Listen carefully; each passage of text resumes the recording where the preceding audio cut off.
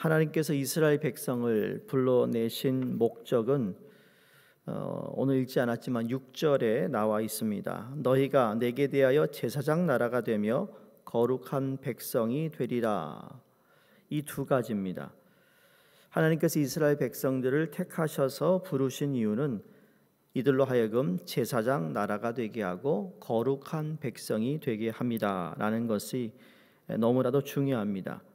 그러니까 하나님과 이스라엘 백성이 어떤 하나님께서 그들을 부르셔서 관계를 또 언약을 세우시는데 그 언약을 통해 세워진 나라가 꼭 필요한 것이 있는데 바로 그게 율법이라는 거죠.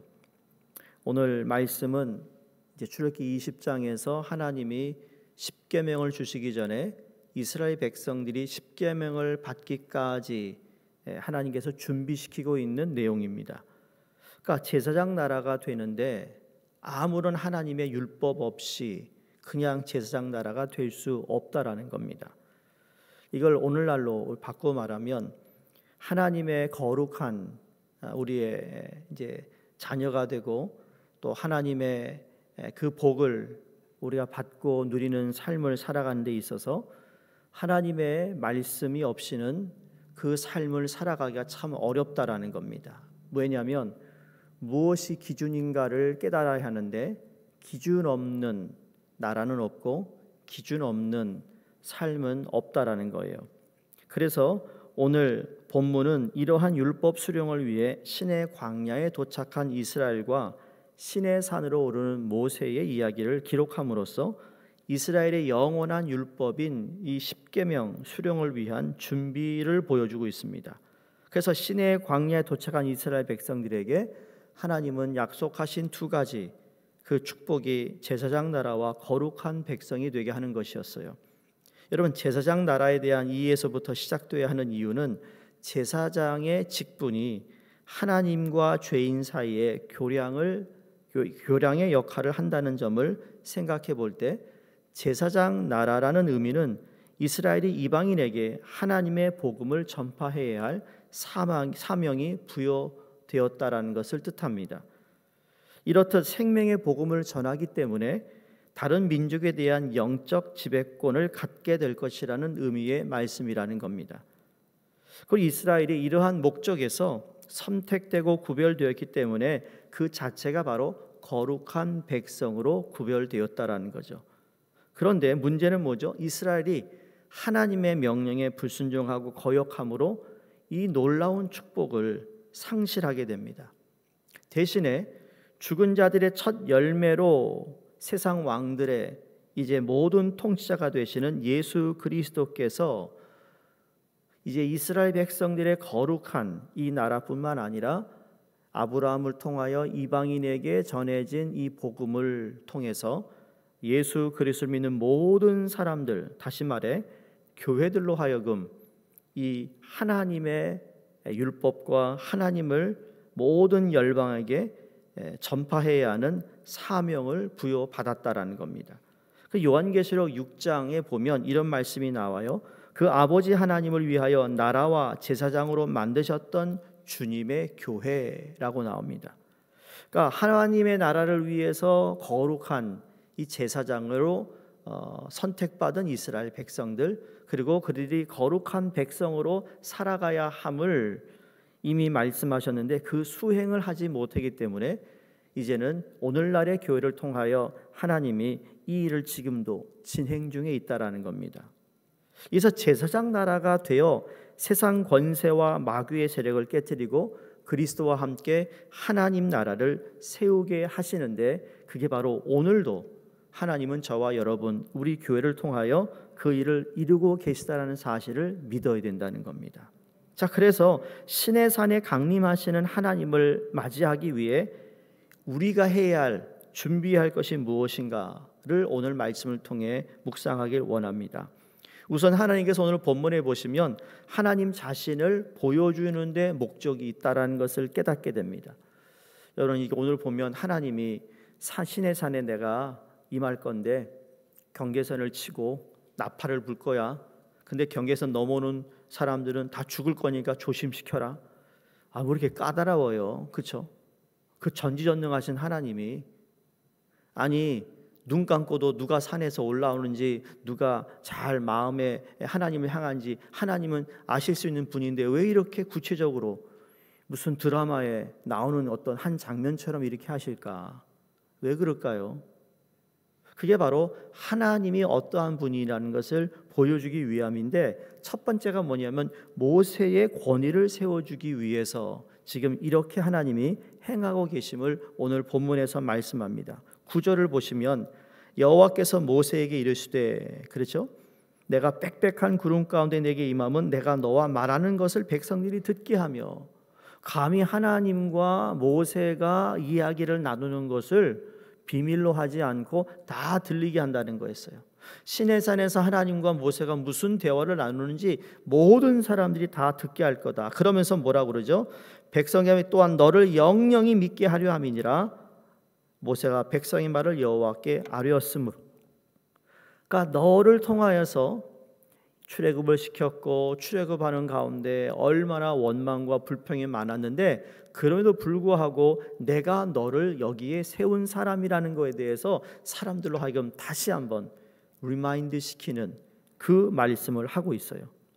하나님과 백성들의 중보자였던 모세, 하나님의 명령을 대행했던 권위를 가지고 있던 사람의 그 권위를 세워주고 있는 하나님이라는 겁니다. 모세의 권위를 세우기 위한 하나님의 강림하심은 목이 곧고 패역한 이스라엘 백성들에게 놀라운 일이 아닐 수가 없습니다. 그렇지 않겠어요? 그 많은 사람들에게 모세가 일일이 다 얘기 안 하잖아요. 할 수가 없잖아요.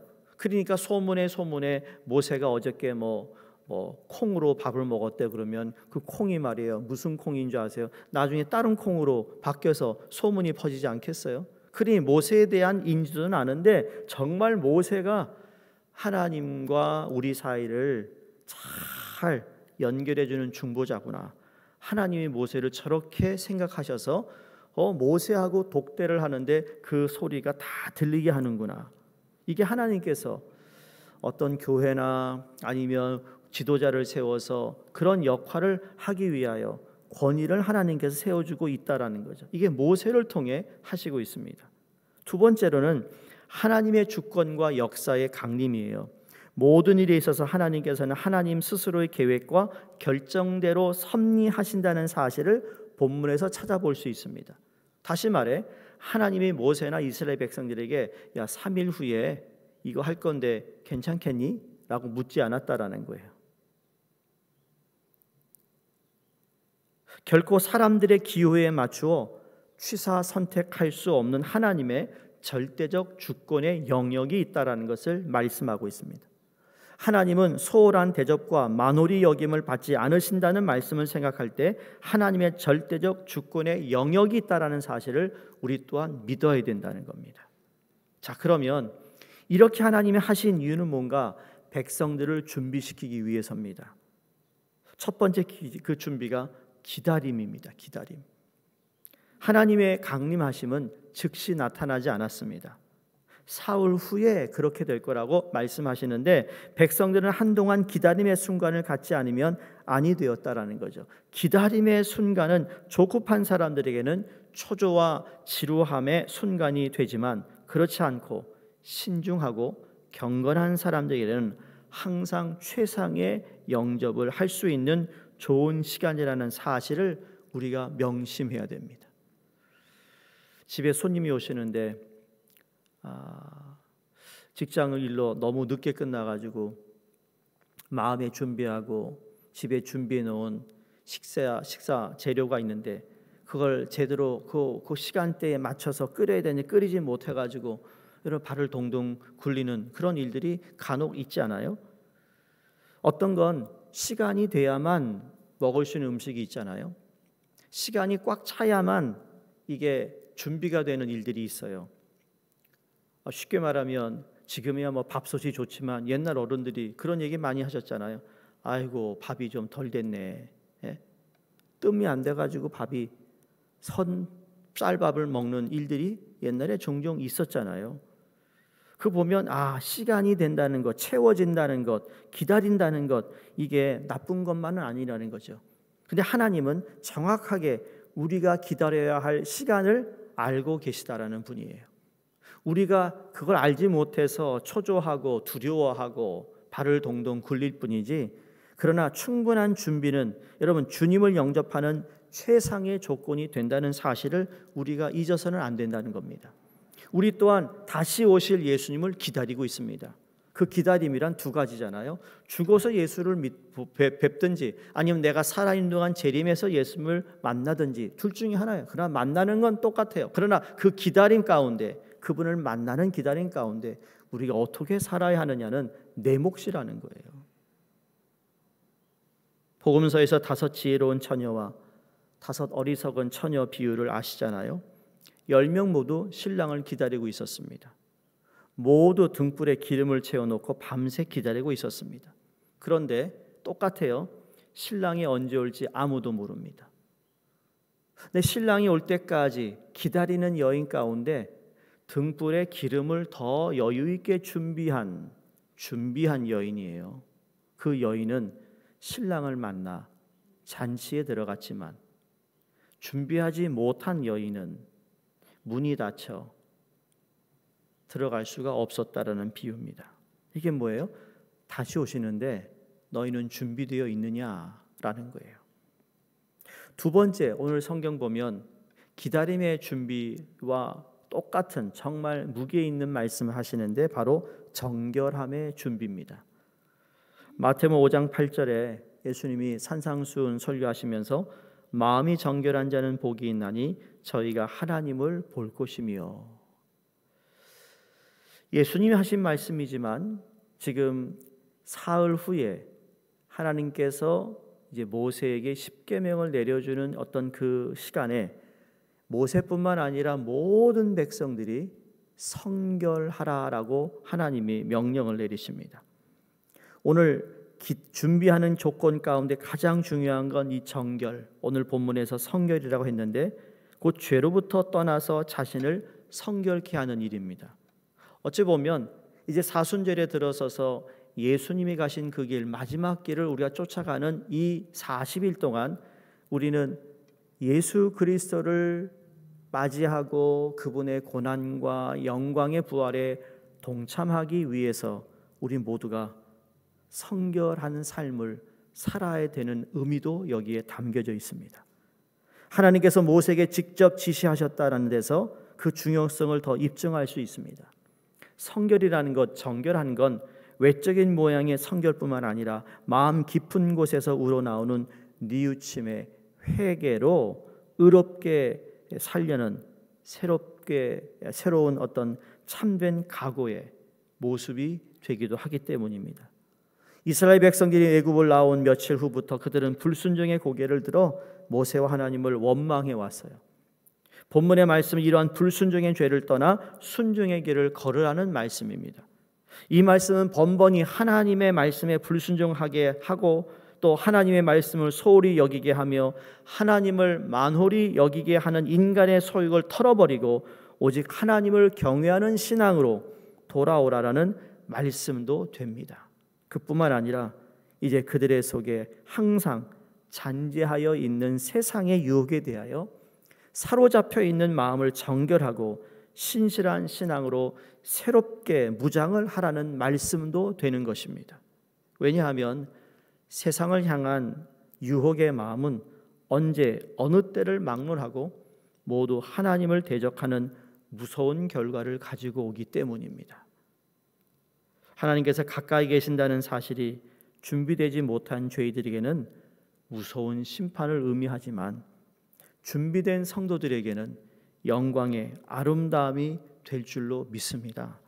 그래서 이 사순절은 힘들고 어렵지만 아름답고 정말 영광스러운 예수 그리스도의 부활이 얼마나 소중한 것을 깨닫는 기간인 동시에 그러기 위해서는 나 자신이 이 세상에서 늘 그냥 당연시하고 그냥 늘 내가 즐기고 좋아했던 것들을 내려놓음으로 그 내려놓은 자리에 주님을 향한 나의 성결함, 주님을 기다리는 그 준비된 마음이 채워질 때, 여러분, 우리 부활절은 그 어느 때보다도 비교할 수 없는 놀라운 은혜의 부활절이 된다는 사실을 믿을 수 있기를 바랍니다.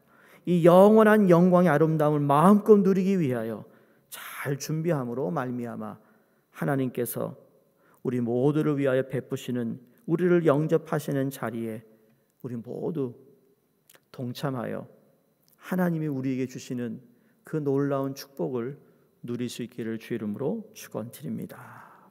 기도하겠습니다.